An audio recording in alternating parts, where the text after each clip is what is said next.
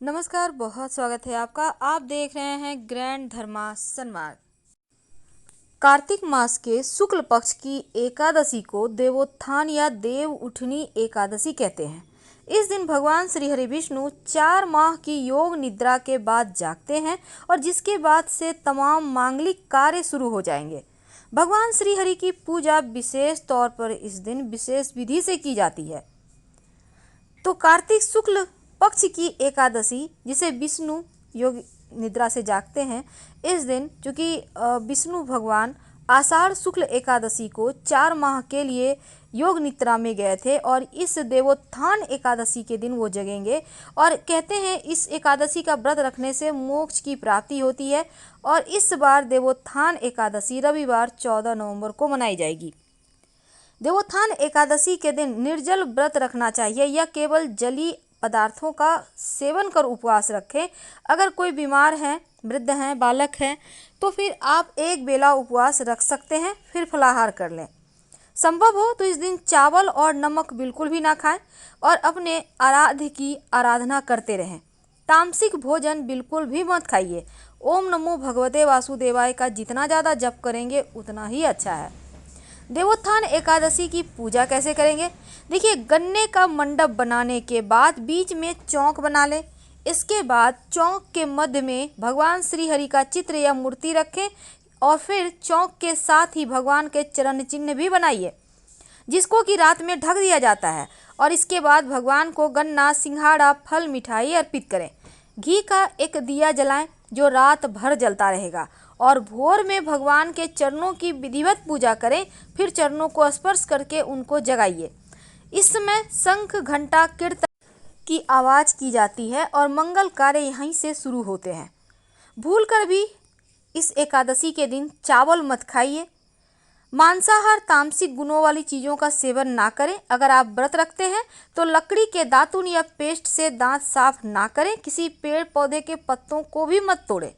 इस दिन तुलसी के पत्ते भी तोड़ने से बचें क्योंकि तुलसी विष्णु भगवान की प्रिया है और भोग लगाने के लिए पहले से तोड़े हुए तुलसी के पत्तों का प्रयोग करें। लेकिन इस दिन तुलसी स्वयं ग्रहण मत करें। व्रत रखने वाले लोग भूल से भी गोभी, गाजर, सलजम, पालक, कुल्फा का साग सेवन ना करें और इस दिन घर में भूल कर भी कलह कलेश ना करें। एकादशी का व्रत महीने में 2 बार आता है, शुक्ल पक्ष की एकादशी और दूसरी कृष्ण पक्ष की एकादशी। एकादशी व्रत रखने के महिमा बहुत है। कहा जाता है कि एकादशी का व्रत करने से इंसान के शरीर में एक निश्चित संतुलन बनता है। साथ ही व्यक्ति कोई भी कार्य अगर ईमानदारी से करे तो वो भी पूरा हो जाता है।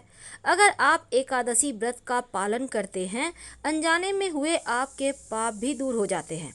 व्यक्ति को पुण्य की प्राप्ति होती है, साथ ही मोक्ष की भी प्राप्ति होती है। पुराणों में साल में आने वाली सभी एकादशी व्रत का विशेष महत्व कहा गया है और हर वर्ष 24 एकादशियां आती हैं।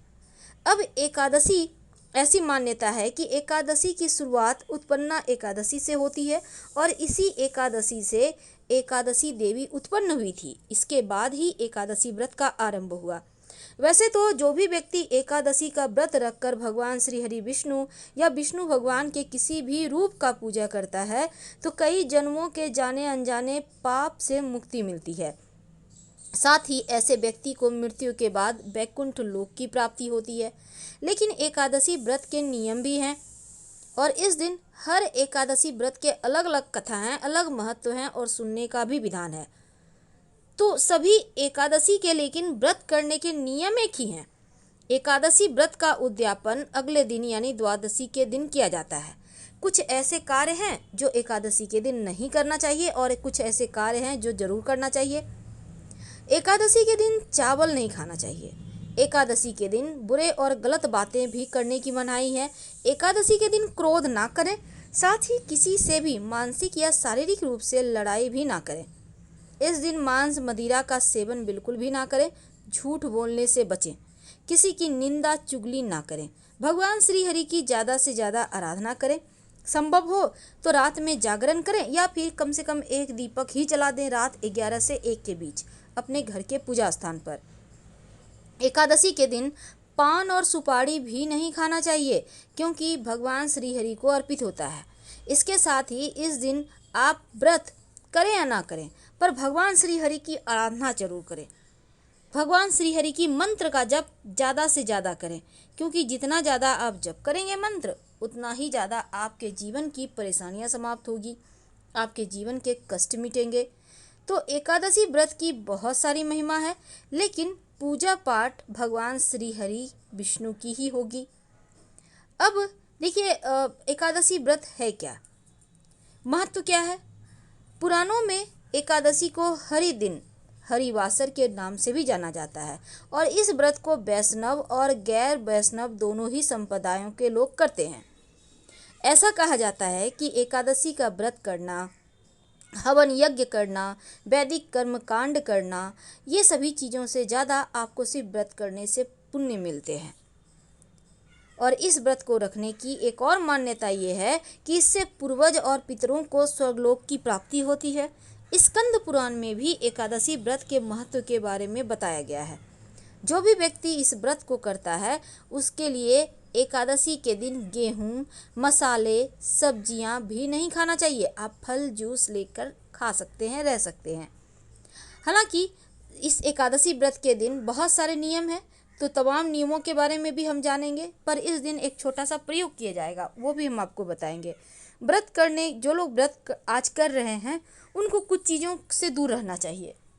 जैसे कि एकादशी के दिन दांत साफ करने के लिए लकड़ी का दातुन इस्तेमाल ना करें। आप नींबू, जामुन या फिर आम के पत्तों को चबा लें और फिर उंगली से कंठ साफ कर लें। वृक्ष से पत्ता भी नहीं तोड़ना चाहिए। अगर आपने व्रत किया है तो स्वयं के गिरे हुए पत्तों का इस्तेमाल करें। आप चाहें तो घर में ही आप श्रीमद् भागवत गीता का पाठ करें, 11वें अध्याय का, या फिर सुन भी सकते हैं। ओम नमो भगवते वासुदेवाय मंत्र का ज़्यादा से ज़्यादा जप करें। दान धर्म करने की भी मान्यता है। एकादशी के अगले दिन द्वादशी तिथि के दिन आपको सुबह उठकर सुबह 8 अमूमन हर एकादशी तिथि में सुबह 5:30 से 8, सवा 8 के बीच ही आपको पारण करना चाहिए। और पारण करने के पहले आप थोड़ा सा पैसा निकाल दें, या फिर कुछ सामान निकाल दें, या सामान्य भोजन की तरह ही कुछ खाना वगैरह निकाल दें। ऐसा करके फिर आप व्रत तोड़ें। त्रयोदशी तिथि से आने से पहले ही व्रत का पारण कर लें, इस बात का ध्यान रखें, क्योंकि एकादशी व्रत का पारण द्वादशी तिथि में ही होना चाहिए। तो आप कोई चूक ना हो, इसका ध्यान रखें। भले ही आप 24 एकादशी ना करें, मुख्य एकादशी करें, लेकिन आप नियमों का पालन जरूर कीजिएगा। तो एकादशी के दिन जहाँ तक संभव हो कम बोलें, सात्विक रहें, बाल मत कटवाएं, घर में जो वृक्ष हैं किसी के भी पत्ते ना तोड़ें, चावल तो नहीं ही खाना चाहिए, किसी और का दिया हुआ अन्न भी मत खाइए, और मन में किसी भी प्रकार का विकार ना आने दें। अब जैसे कि बहुत सारे लोग क्या करते हैं, फलारी में गोभी, पालक, सलजम वगैरह जूस वगैरह ले लेते हैं। मत खाइएगा, आप फल खाइए। एकादशी व्रत की कथा जरूर सुने, क्योंकि इसके पीछे कई सारी कहानियां हैं। व्रत कथा बहुत महत्वपूर्ण है, और एकादशी के दिन सुनने से व्रत कथा जो है ना, बहुत अनिवार्य माना जाता है। शास्त्रों में कहा गया है कि बिना एकादशी की व्रत कथा सुने व्यक्ति को उपवास का पूरा फल नहीं मिलता। और तमाम बातें अभी तक हमने आपके साथ साझा किया कि कैसे एकादशी का व्रत करना चाहिए और क्या करना चाहिए। लेकिन आज हम एक छोटा सा प्रयोग लेकर आपके साथ जुड़े हैं। एकादशी के दिन आप जब व्रत करेंगे तो शाम के समय एक छोटा सा काम कीजिएगा। आप अपने घर में जब शाम में दिया बाती करेंगे तो दीपक में एक लौंग डाल दीजिए और अपनी मनोकामना कहिए, फिर आरती वगैरह करें, पूरे घर में दिखाएं। आप चाहें तो कपूर के सहारे लौंग डालकर जलाकर भी पूरे घर में दिखा सकते हैं, या घी का बाती में भी कर सकते हैं।